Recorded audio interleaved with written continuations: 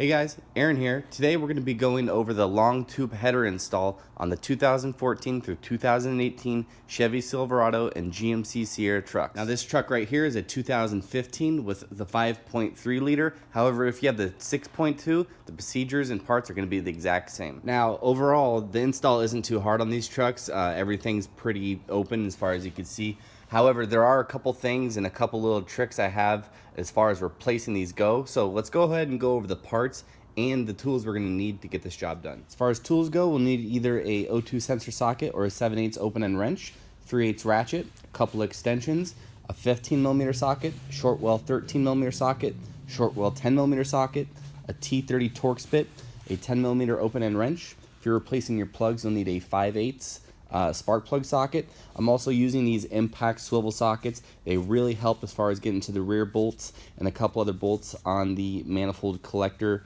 and then also a breaker bar, and we'll also need a torque wrench as well.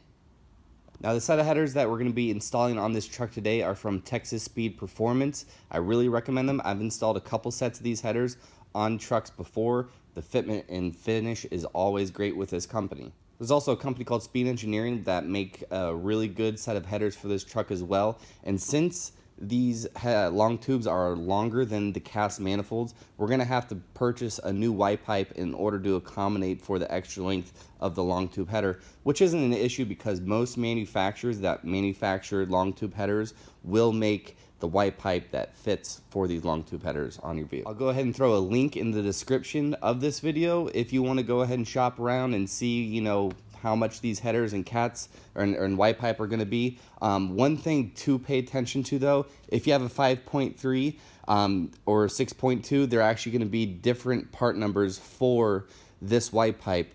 This end flange is going to be a different size on the 6.2 versus the 5.3 liter engines. As far as gaskets go, for the manifold gaskets or the header gaskets, go ahead and pick yourself up some AC Delco original GM gaskets. These are multi-layer steel gaskets. Some of the cheaper manufacturers out there will offer a crush type gasket. Those do not last. They'll blow out and you'll end up having to replace them down the road. Do yourself a favor. Pick up the multi-layer steel gaskets from GM. I'll put a link down in the description for where you can purchase them, and honestly, they're not too much. As far as protecting the spark plugs go, since we don't have any heat shields on these long tube headers, we'll have to protect the spark plugs in some sort of way. I really do recommend picking up these little shields right here. They'll go over the spark plug near the header and prevent the spark plug from burning up in the future. Very handy little thing right there. This isn't something that's necessary. However, since this truck does have over 100,000 miles, we're going to go ahead and replace the bolts that go into the head that hold the manifold onto the cylinder head. ARP makes a good set of grade 8 hex head bolts. You can buy them from GM at any dealership as well. And of course, we're going to need some clamps that Texas Speed Performance has given us to throw on these long tubes. What's nice about these is that there is actually no gasket that goes between the long tube header and the Y pipe. They just go around. The long tube header has a little ball at the end and it really seals up nicely.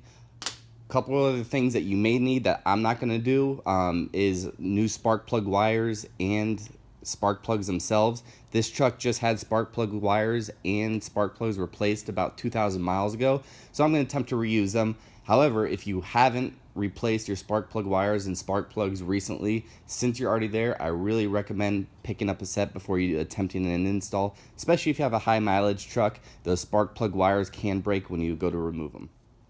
Also, one more important thing to note, if your truck is a 2016 or newer, you will need to pick up an O2 extension harness from one of the manufacturers that you purchased from. I'll throw a link in the description for that part. Basically, it's just a wiring extension that goes in between your factory harness and the O2 sensor. In 2016, GM changed up the style where you won't be able to plug your O2 sensor into your long tube, so make sure to pick yourself up one of those extensions if you have a 2016 or newer truck.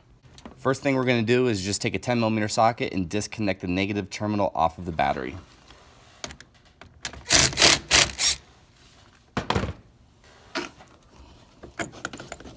So first thing we need to do is remove the stock white pipe off the truck. In order to do that, we have to remove the cross member for the transmission using a jack and a piece of wood. I'm going to go underneath the transmission pan. I'm going to take out the bolt that holds the mount in. Then we're going to remove these 4 bolts using a 13/16 socket and open end wrench. Then we're going to bang down this transmission and we'll start to remove our white pipe here.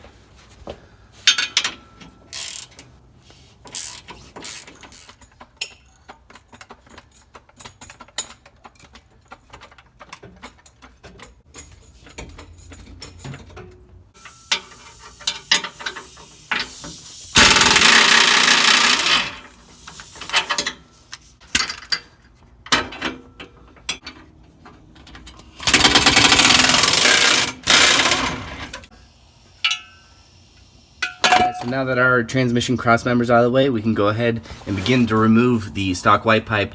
I'm going to be using a 13mm socket here because I have an aftermarket catback. However, if you have the original, I believe you're going to need a 15mm socket to loosen this clamp up.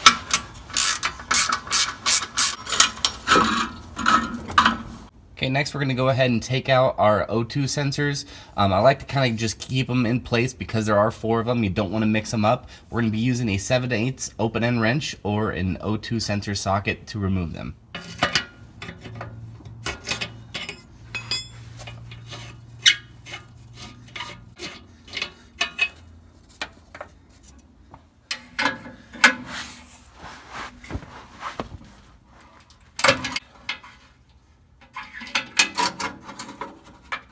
So one thing that makes this job really easy is to remove the inner fender wells on both sides. It's not something that's mandatory. You can get by not doing it. However, it does create a lot of access for the O2 sensors, the front O2 sensors, and some of the bolts that hold the manifold on. So using a T15 Torx bit, I'm going to go ahead and remove all these bolts and pull this inner fender out to gain more access to those bolts.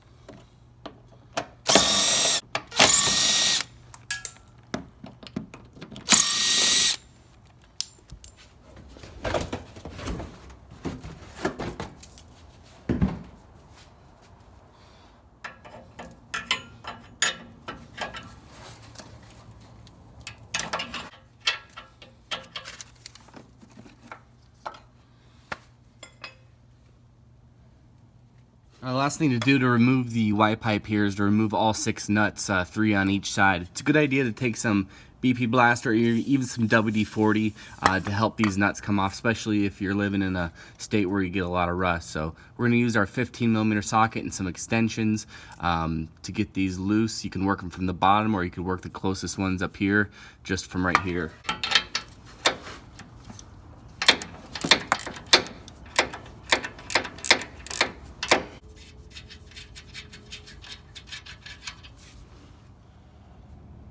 Now on the driver's side and of course on the passenger side here, I'm going to be using my little swivel socket. Really helps out, especially if you have a 4-wheel drive. You have the front axle or the front drive shaft in the way. This really helps you get around those if you're working from the bottom.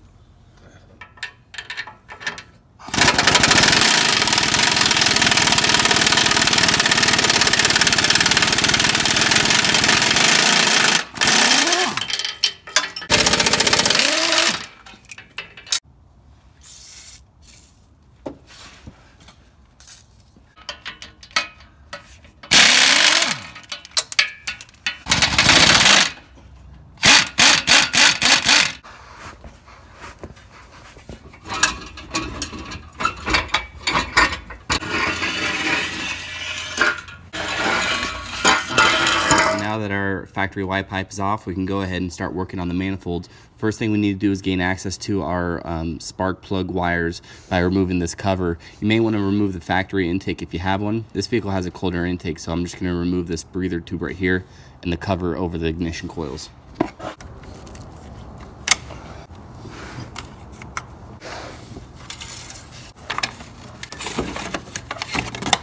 Next thing we need to do is remove the spark plug wires. Just go ahead and twist as you pull off and they'll come right off.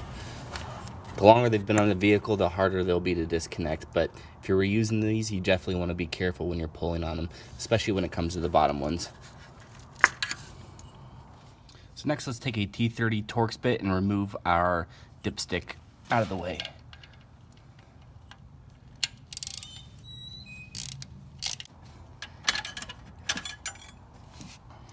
Go ahead and inspect the O-ring. You could put it back in with the same O-ring.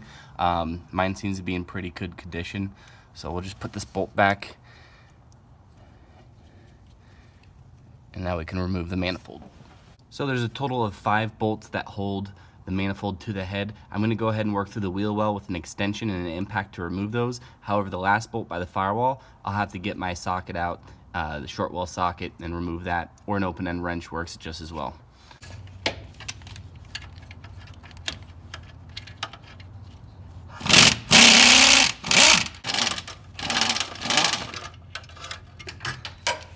Now, as far as removing the back bolt goes, what I like to do is just take a crowbar and bend away the factory heat shield away from the manifold.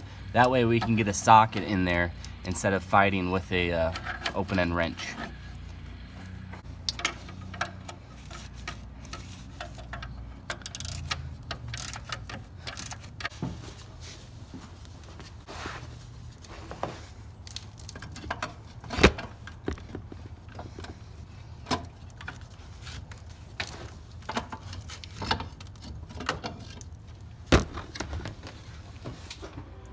So now that we got the manifold out on the driver's side, it's time to throw the long tube header in the truck.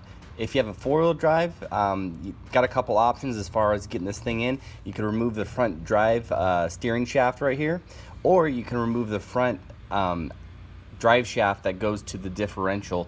A little more difficult. Probably recommend removing the steering shaft and going through the top. Since I'm a 2-wheel drive, I'm just going to slide this thing through the bottom, and then we can go ahead and torque down the manifold as needed.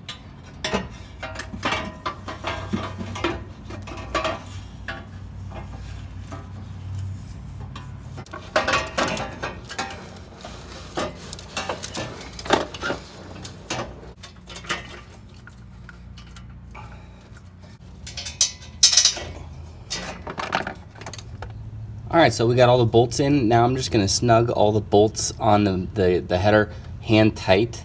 Once I got them all tight, I'm going to go ahead and torque them down to 17 foot-pounds. That's the factory spec. I'm going to work in the middle and then just kind of work out of the flange towards the end bolts being the last.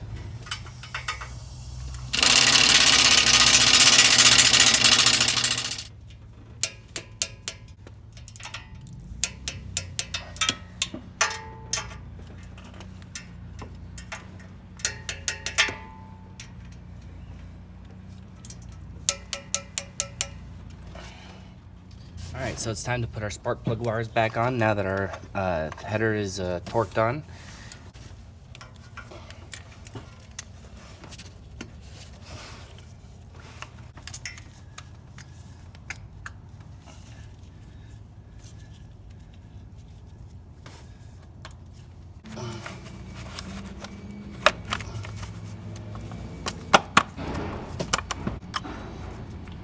Okay, so we just wrapped up the driver's side. Now it's time to move over to the passenger side. Pretty much same procedure, except we got some coolant lines in our way. No big deal. We're going to be doing the majority work through the fender well at this stage.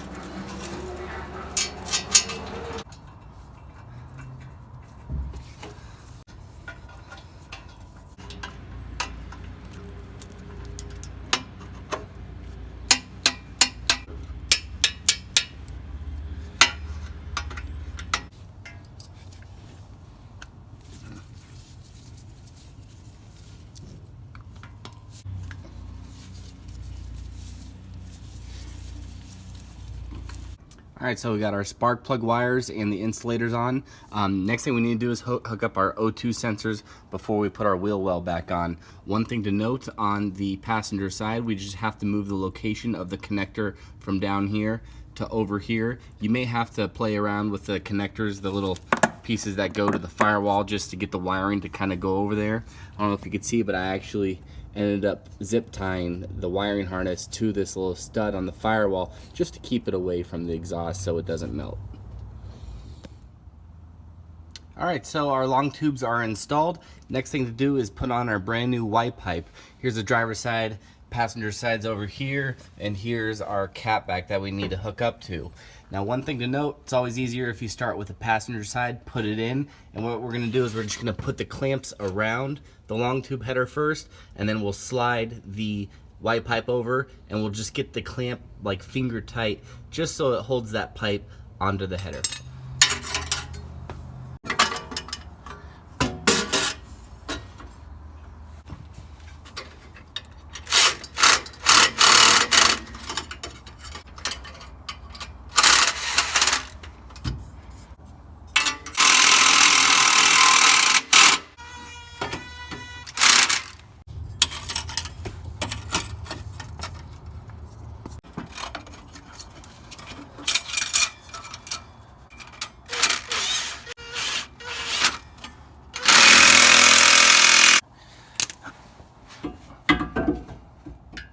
So once you get that cross member back in, go ahead, hook up your battery, start your truck up, and check for leaks around the Y pipe.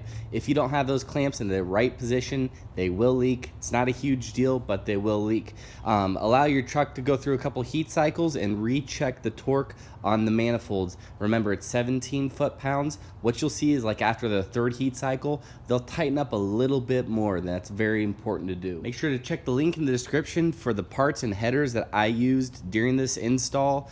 Very good quality parts. I'm very pleased with the fitment from Texas Speed. And after this, I'll go ahead and throw a couple sound clips just to see what it sounds like with a headers and a good sounding exhaust. And thanks for watching as always, guys. If you have any questions or comments, feel free to leave something in the comment section. See you next time.